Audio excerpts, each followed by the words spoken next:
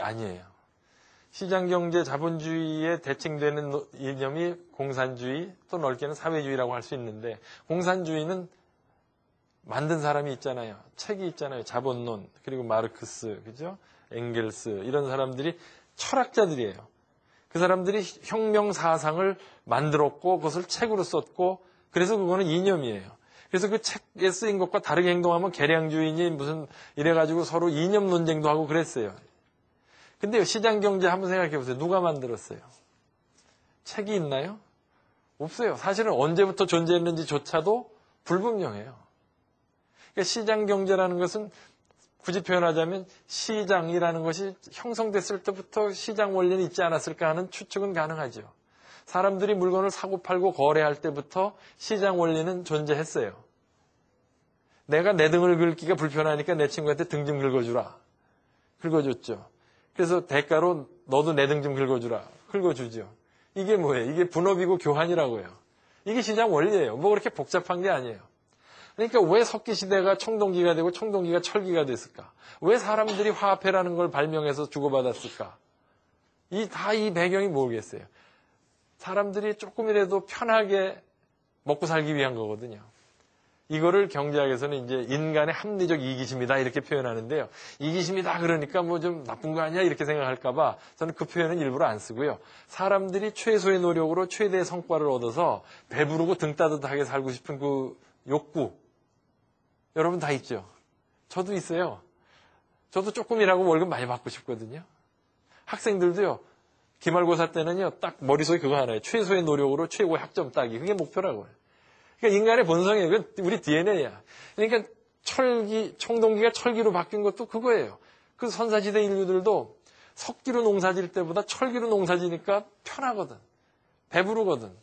하루 종일 석기로 일하면 배가 안 부른데 철기로 사냥하고 농사지니까 조금만 일해도 배부르거든. 그러니까 이런 게 다 쌓이고 쌓여서 오늘날까지 주식회사제도, 무슨 화폐제도, 국제무역, 환율, 금리, 다 이런 우리가 알고 있는 이런 시장제도의 그 소프트웨어들이 수만 년 동안 사람들의 잘 살겠다는 욕망 때문에 진화 발전해서 온 거예요. 그러니까 인간의 본성, 잘 살겠다는 그 욕구, 수만 년 전에 선사인류나 우리나 똑같은 그 욕구가 계속해서 요모조모 진화해서 발전해 온 거예요. 지금 우리가 세계적으로 지금 금융위기를 겪고 있죠. 많은 분들이 이게 지금 뭐 미국의 탓이니 시장의 실패니 뭐 이게 탐욕 때문이니 뭐 세계화 때문이니 여러 가지 지적들을 하는데 다 맞을 거예요. 다 이유가 될 거예요. 그러나 분명한 것은 시장경제 수백 년 동안 이 진화 과정을 놓고 볼 땐 이것은 또 하나의 변곡점일 뿐이에요. 이것을 계기로 또 수많은 나라의 전문가들이 모여서 야 이거는 좀 이상하지 않냐. 금융규제, 국가 간의 자본이동 이건 조금 문제가 많으니까 바꿔보자. 또 아마 중지를 모으겠죠. 그래서 그 시대를 사는 사람들의 지혜가 모여서 마치 축구 경기나 농구 경기의 규칙이 바뀌듯이 아마 바뀔 거예요. 이번에 이 글로벌 금융 이 혼란은 분명히 시장 경제가 또 한 번의 진화를 하는 계기가 될 것이다. 저는 그렇게 해석을 해요. 이게 무슨 시장의 실패니 정부의 실패니 탐욕이니 뭐 세계화 때문이니 이런 차원의 얘기가 아니고 크게 보면 게임 규칙이 진화하는 과정에서 나타난 하나의 변곡점일 뿐이다. 저는 그렇게 생각을 해요. 그러면 자본주의 시장 경제를 어떻게 이해할 것인가? 가장 특징적인 특징은 뭐냐? 물론 공산주의는 공유재산주의의 약자죠. 사유재산을 인정하지 않고 다 모두 공동소유다. 이래서 공산주의고요. 자본주의는 따라서 그 반대죠. 일단 사유재산이 기본이 됩니다.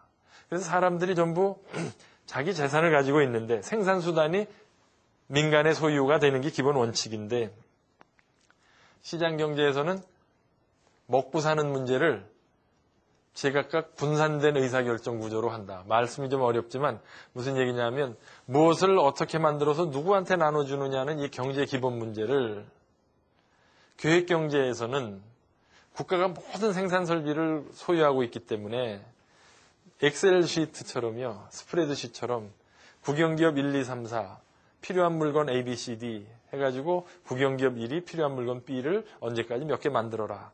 해가지고 여기 인풋 아웃풋으로 투입 산출로 다 표로 계획을 만들어요.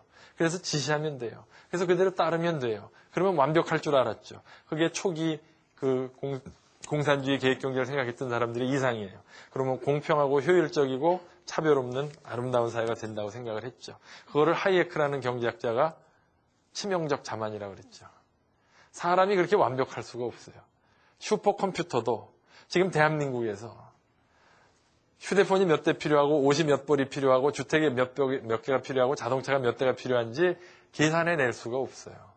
집도 각양각색이고 옷도 각양각색이고 자동차도 각양각색인데 그걸 어떻게 다 계획을 세워서 합니까? 그래서 오히려 시장경제는 그걸 포기한 거예요. 그래서 각자 생산하는 사람, 소비하는 사람 제각각 자기를 위해서 일해라. 그래서 각자 분산된 의사결정하에서 하는 것이죠. 다시 말해서 지하철역 앞에 포장마차 아저씨도 꼼장어를 팔지 오뎅을 팔지 자기가 결정하는 거예요. 학생들이 졸업해서 뭘 전공하고 어디에 취직할지도 자기가 정하는 거예요. 내가 어디에 집을 사고 어디에 투자할지도 자기가 정하는 것이죠. 기업도 마찬가지예요. 그래서 먹고 사는 문제를 제각각 분산된 결정으로 한다. 그러면 제각각 자기를 위해서 일하고 분산된 의사결정을 하면 상식적으로 생각하면 난장판이 돼야 되거든요. 아수라장이 돼야 되거든요. 모든 것을 국가가 지시감독하고 통제하면 효율적이고 공평할 것 같죠. 그런데 20세기의 공산주의 계획경제의 실험은 마지막 모습이 어땠나요? 철저한 불균형과 빈곤과 부패로 깎거든요. 오히려 분산된 의사결정을 기초로 하고 각자 자기 먹고 살고 싶은 대로 살으라고 하는 원리에 의한 시스템은 직관적으로는 아수라장이 돼야 되는데 가끔 아수라장도 되긴 하지만 길게 보니까 새로운 물건, 새로운 제품 그리고 사람들이 열심히 일하게 하는 그 무엇이 있어가지고 지금 남북한의 차이에서 보듯이 동서유럽의 예전의 차이에서 보듯이 계속 삶의 질과 풍요가 보장이 되거든요. 그러니까 이거는 직관과 다르니까 이상하잖아요. 바로 여기에 이제 학문하는 재미가 있는 것이죠. 그래서 그 보이지 않는 손, 무계획의 시장 경제가 어떻게 계획 경제보다 더 균형과 풍요를 보장해 주는가? 이것은 사실은 경제학자들이 오랫동안 들여다봤던 그 핵심 키워드죠.